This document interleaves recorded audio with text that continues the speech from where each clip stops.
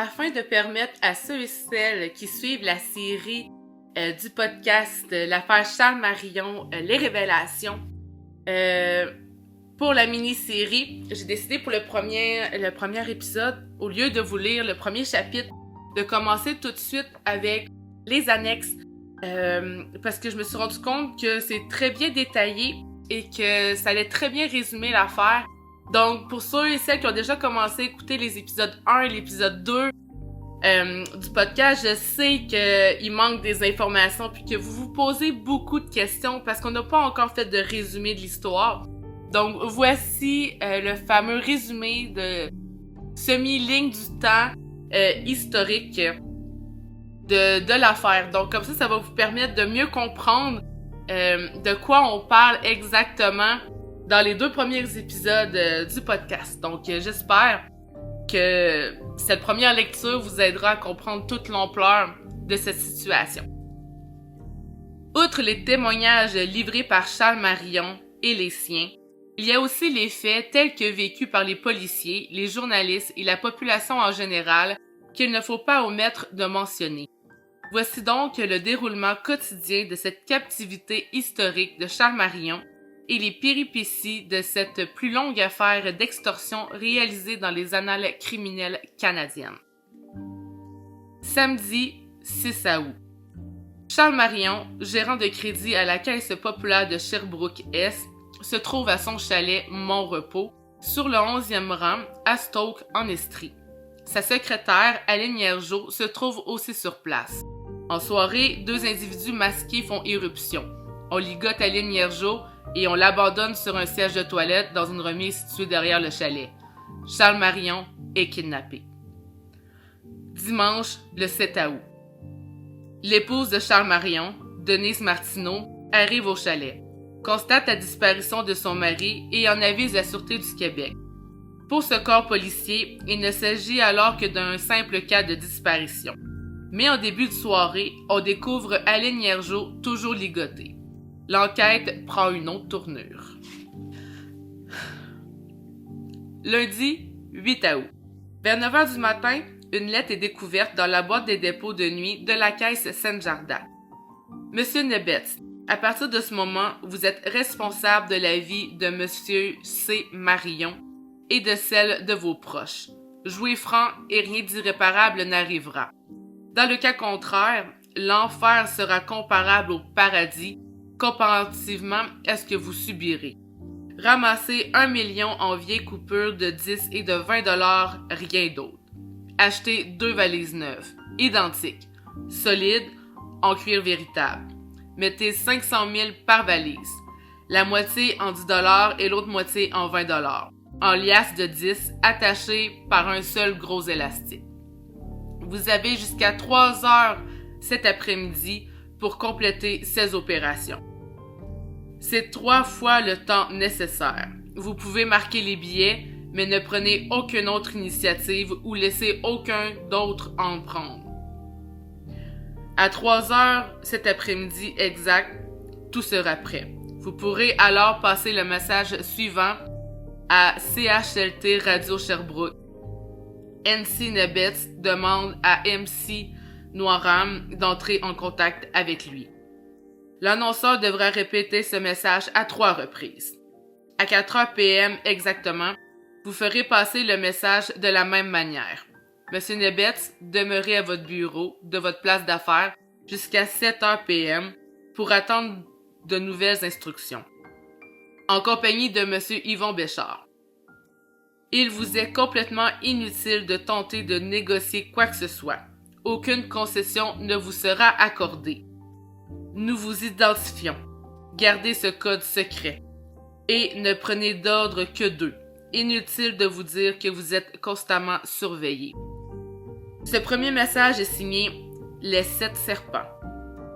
Tel que demandé par les ravisseurs, on peut entendre à 15h et 16h sur les ondes de CHLT, MC Nebetz demande à MC Noiram d'entrer en communication avec lui.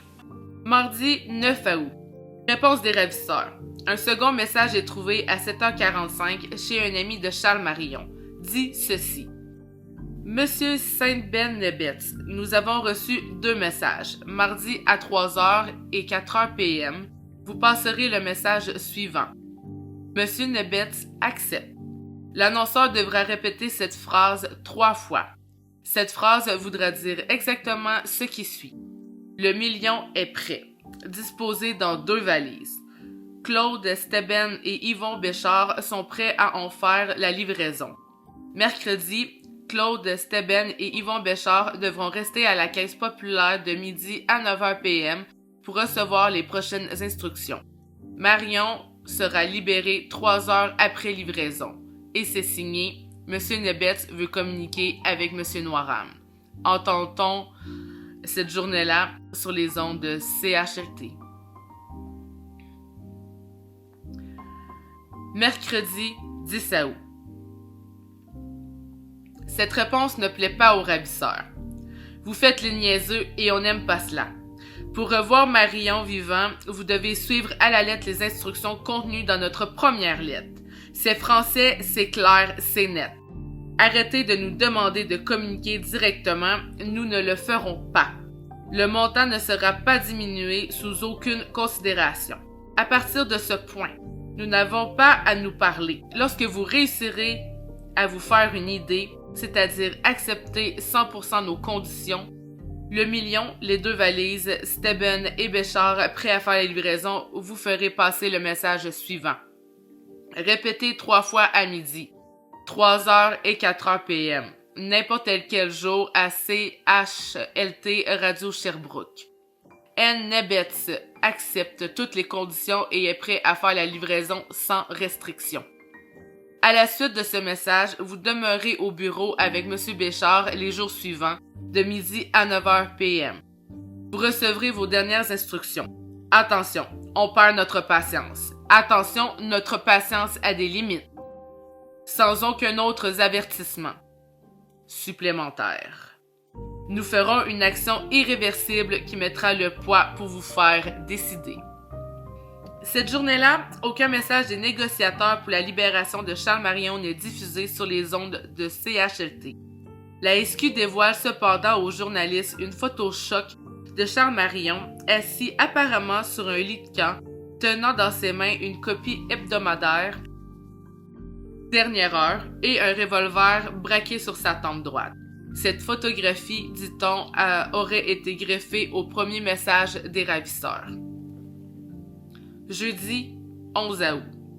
On apprend que la famille Marion avait reçu quelques jours plus tôt une missive libellée de Charles Marion disant « Je demande à M. Steben d'accepter les offres des ravisseurs. Présentement, je souffre le martyre. Si vous étiez à ma place, vous voiriez qu'être détenu, on vit dans l'incertitude. Je suis convaincu que si vous acceptez pas la demande des ravisseurs, ils vont me tuer. Je sais que ma vie ne vaut pas 1 million, mais en tant qu'humain, sachez que je veux vivre. Malgré tout ça, je pense à toi. Je t'aime très fort. Je t'embrasse comme à l'âge de 18 ans. Signé Charles. » Une photo de ce dernier, le sang dégoulinant apparemment de sa tempe droite, accompagnait cette lettre. Par ailleurs, à 15h et 16h, on peut entendre sur les ondes de CHLT, M. Nebetz communiquera avec M. Noiram demain. Vendredi 12 août. Effectivement, les négociateurs communiquent avec les ravisseurs à 11h. M. Nebetz parle à M. Noiram. Il serait regrettable pour nous deux d'entreprendre des actions qui rendraient nos relations plus tendues. Pour ma part, je resterai tranquille. J'en dirai davantage à 3h et aussi à 4h. Le présent message sera répété à midi et 1h. Ainsi dit, ainsi fait. À 15h et 16h, d'autres messages des négociateurs. M. Nebetz est prêt à faire une certaine livraison avec les garanties réelles d'usage. Indiqué sans délai un code de restriction. Officiellement, il n'y a pas de réponse des ravisseurs. Samedi 13 août. À 10h et 12h, CHLT se fait entendre. M. Nebetz parle à M. Noiram. Considérez un code réduit et retardé par le beau temps. Partie du code B semble de qualité douteuse. Le code C est unique et temporairement hors d'usage. À 15 heures, un autre message a modifié celui-là. Considérez un code A réduit et retardé par le beau temps. Partie du code B semble de qualité douteuse. La moitié du code C est temporairement hors d'usage. La SQ dit maintenant que cette réponse fait suite à une 4e lettre des ravisseurs. Elle n'en dévoile pas la teneur, affirmant qu'il y va de la sécurité de l'otage. Dimanche 14 août. Pas de nouvelles des ravisseurs. La tension monte et ce mutisme rend tout le monde inquiet. On critique le travail de l'ASQ, leur suggérant de faire appel à la GRC et à la police de la CUM qui a, semble-t-il, un bon record au chapitre de la résolution des cas d'extorsion. Le directeur adjoint de l'ASQ se rend à Sherbrooke pour prendre connaissance plus étroitement de la situation. Un rapport de la situation sera remis entre les mains du ministre de la Justice, M. Marc-André Bédard. Lundi 15 et mardi 16 août. Nous n'avons plus aucune indication de l'état de santé de M. Charles Marion et nous prions les ravisseurs de se manifester le plus rapidement possible, avoue la SQ. Tout le secteur de la ville de Sherbrooke a été ratissé, passé au peigne fin, mais pas de résultat. Mercredi 17 août. Exaspérée, la famille de Charles Marion se manifeste. Vous avez semé l'épouvante au sein de notre famille en enlevant un homme que vous n'avez choisi que pour ses états de service à l'intérieur du mouvement Desjardins et de sa vulnérabilité à un enlèvement. Vous avez ajouté à ce supplice l'attente et le doute quant à l'état de santé et à la vie même d'une personne chérie par les siens. Nous faisons appel à votre humanité pour rétablir immédiatement le dialogue avec les autorités de la Caisse populaire de Sherbrooke-Est qui n'ont pour le moment que la vie de cet homme pour objectif. Une lettre ouverte remise aux divers médias d'information. Jeudi 18 août. Une bombe. Par le biais du Journal de Montréal et pour répondre à cette lettre ouverte de la famille Marion, les 7 serpents autorisent Charles Marion lui-même à écrire une longue lettre authentifiée par son fils Pierre. À qui de droit? Je n'ai que quelques minutes pour vous écrire un message que je vous demande, ou plutôt que je vous supplie de transmettre premièrement à ma famille, deuxièmement à mes confrères et consoeurs des Caisses populaires Desjardins, troisièmement à toute la population. Sachez que je vous écris cette lettre sans autre contrainte de la part de mes geôliers. Je leur ai offert de le faire, espérant que ça pourrait mettre fin au cauchemar que je vis présentement. Personne au monde n'est plus au courant que moi-même, n'est plus au courant de la situation dans laquelle je me trouve. J'ai lu chacun des communiqués de mes ravisseurs, on fait parvenir à M. Steben. J'ai écouté chacune des réponses codées transmises par CHLT. J'ai écouté tous les bulletins de nouvelles parlant de mon cas à la radio et de plus, j'ai lu tous les journaux depuis mon enlèvement. À la suite de tout ceci, je pourrais vous crier la révolte qui est en moi pendant des heures, mais je n'ai pas le temps. Je vais abréger. C'est une farce lorsque la police vous dit qu'elle ne peut faire telle ou telle action ou vous donne quelques renseignements que ce soit de peur de mettre ma vie en danger. À date, elle a tout fait pour que je me fasse tuer. Exemple, vendredi dernier, on leur a envoyé un ordre, celui de revenir à leurs occupations normales et d'arrêter temporairement les recherches en attendant que je sois libéré. Au contraire, ils ont triplé les recherches et augmenté leurs effectifs, et cela sans s'en cacher.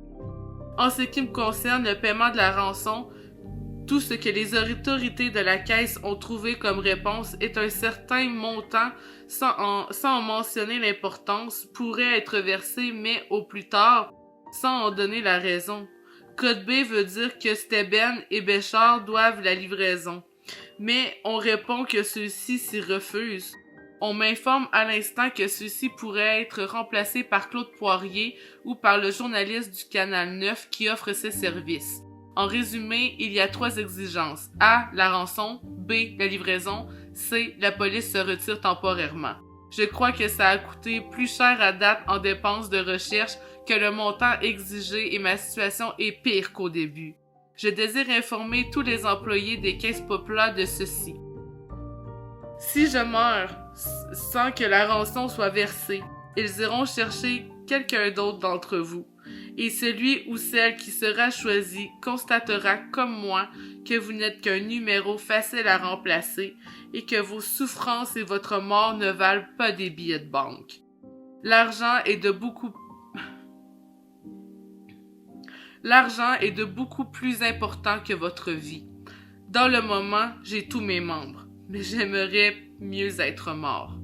On me demande de vous copier l'écrit de la page couverture du Journal de Montréal du mardi 16 août pour donner la preuve que je suis bien vivant. Gilles Pellerin n'est plus Joanne à son dernier repos. J'implore du profond de mon cœur. Ma vie en dépend. Ma femme, Denise, mon fils Pierre, ma Roselyne, tous mes amis, Raymond, Jean-Paul, de faire l'impossible pour venir à mon secours, de faire pression pour que je vive. Je veux que tu saches, Denise, que mon plus grand regret est celui de ne pouvoir faire ce voyage que je t'avais promis au bord de la mer. Si jamais j'en sors vivant, nous le ferons, ma Denise. Je t'aime depuis toujours, ton mari, Charles Marion. Cette lettre est textuelle, y compris les fautes d'orthographe qui s'y trouvent. Elle est surtout très significative et les commentaires, tant des journalistes, des amis de la victime que de la population en général, fusent de toutes parts.